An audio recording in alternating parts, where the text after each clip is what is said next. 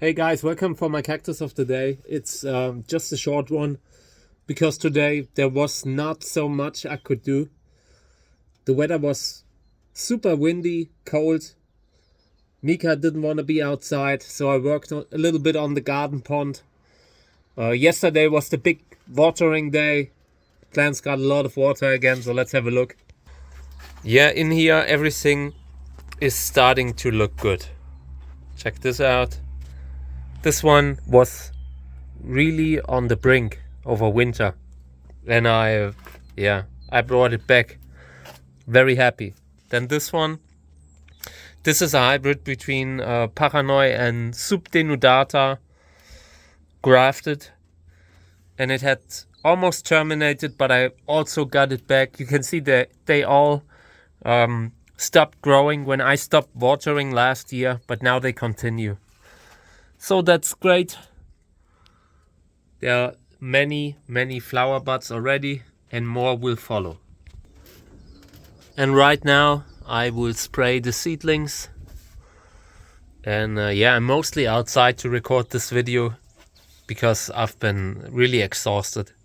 It's starting to, I don't know, when you are busy doing a preparation of the season early on, it takes a lot of energy, but it's worth it. I mean, check out how this plant is suddenly bringing out the flower buds too. Here, this one, this will look nice. And this isn't a big plant. Check out how big it is. Maybe 20 centimeter, 25, something like that.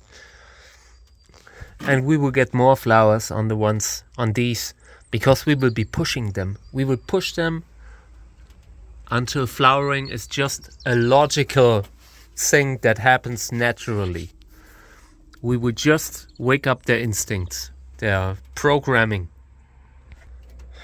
Yes, I'm a little bit hard on them sometimes, but it's tough love. Like the type of love you get from a drill sergeant or something like that.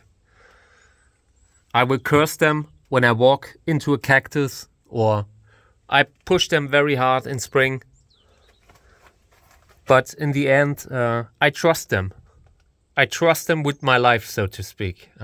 We are filming a great season, and I already knew before I started that I could make this something great. So we're using the opportunity to film all this. This is a Validus hybrid with Scopolycola. This is Miraculix by Markus Fagerer. And now in the next days I will try to move some of the middle-sized plants into the greenhouse. Not big, just maybe this size, because in here they flower very well. Hi Mix. Had to stop the door from swinging shut again because there was so much wind. Yeah, I'm very happy in here. This is the spot where this greenhouse is built. Is very good. I like it. It gets sun early, and a lot of flower buds in this one too. But we are still a good month away in this greenhouse. Still, I don't know. The flowers start forming first in the first greenhouse, then in the second, then in the third. In the position they are placed, like when they get sun. It's fascinating. Yeah, and in here lots of the next generations. But we will try to get a lot of them to flower this year. This is the type of size that I can get to flower. And we will try. We will push them hard. The only reason these are not flowering is because they have worse spots than the others that you've seen in the first greenhouse on the shelf. If you put these on the shelf, they will be flowering too. So maybe, I don't know, maybe I will move plants from the shelf outside now, because they already had the greatest spot over winter and spring. And now I could get that spot to other stuff like these, which can flower if you push them a little bit. This here, for example, this is a graft. This has the size to flower. Yeah, seedlings en masse. And they look great again. The grafts start to look good again. These are some of the last grafts that I made before the thing with Snoopy happened. Yeah, and now we'll continue probably. We'll see. Because I want to get some of the crosses to flower fast so I know what to sort out. This one I watered. It's a cool plant. Probably flowering this year, but I'm not sure which ones of those flower puffs are from last year. But will probably flower. Yeah, and in here we have the same situation. A lot of plants, but still not flowering. This greenhouse takes a good month longer, or sometimes even 2. But we're getting there. We will be getting there. Lots of offspring here too. These are all great. So we will treat every plant, every single plant, the same way. I do not make big differences between what kind of cross I have. I treat them all as potentially amazing. Okay, so this is basically my outro, but I wanted to say one more thing. Now we start with something with a different type of watering. So originally, at the beginning of the season, I start watering around March 15th. Sometimes even earlier, when the weather is alright. The plants need water when it's hot, so I keep a close eye on the temperatures. And if the temperatures go very, very high, I water earlier. So this year I started in March 15th, and I've been watering them since. I usually try to get to a point where the whole collection is healthy enough to just grow healthily into summer, come out of winter, and maybe flower.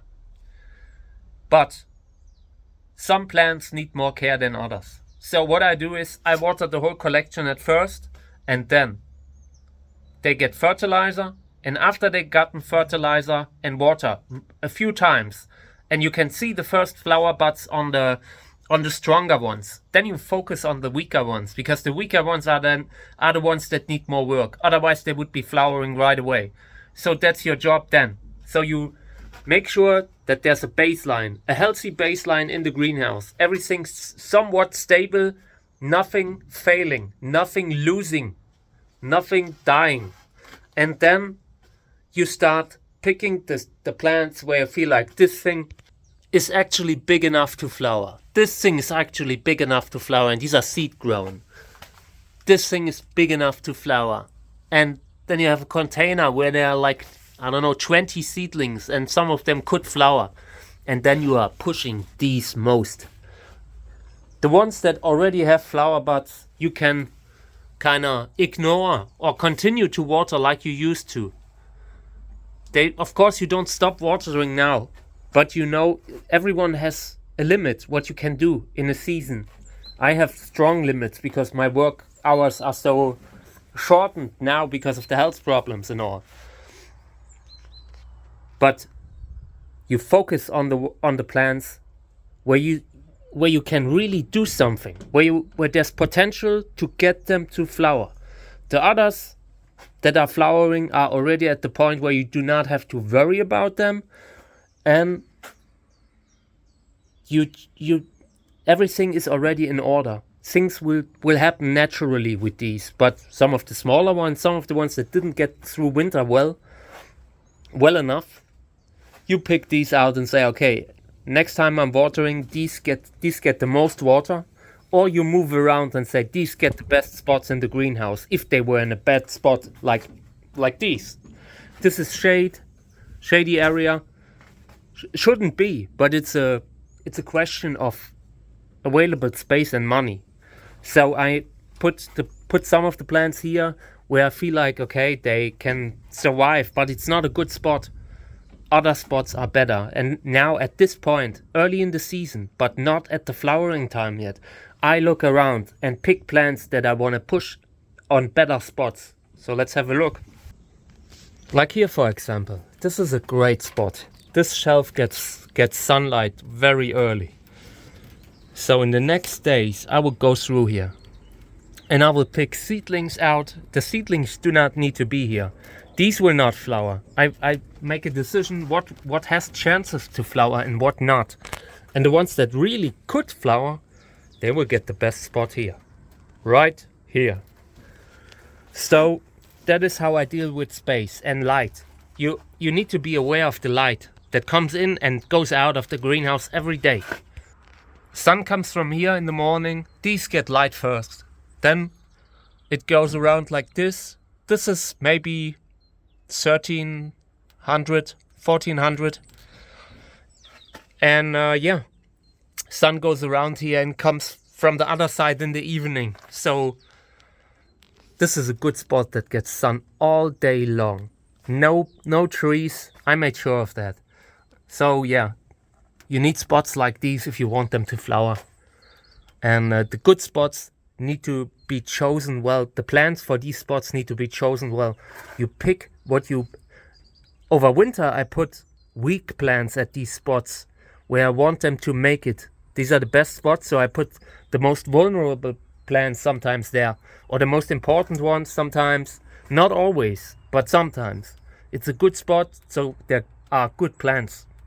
And yeah, that is basically what I'm currently doing. It's something I'm not sure if other people do it like this. Of course, it's just a normal thing to like start with one type of with one thing and focus on others later. But I do this systematically every year. I check all the plants and everything that's already flowering at the highest level. I will usually not put a lot of more work in. I will put my work in other plants now, stuff that has been roughed up, that needs anything. And these get a little bit more water, a little bit more fertilizer, a little bit more sun. Alright, so that was it. Thank you for tuning in. I appreciate it. I appreciate it that you have been following this channel and have been tolerating everything that's happening here. I mean, we're doing so many different things and I appreciate it. That I can do it with you. That I have such an amazing user base and people and friends that are at the channel and that watch my videos. So I appreciate it. And I'll show more stuff that is, I don't know, unexpected. So we're doing a channel. We have a huge place here and it needs to be kept in order. And it takes everything. I only have a very limited amount of time every day with the mussels. And I usually do 1 hour. That's what I do. And I will film it in the future when I do something else. So yeah, thank you.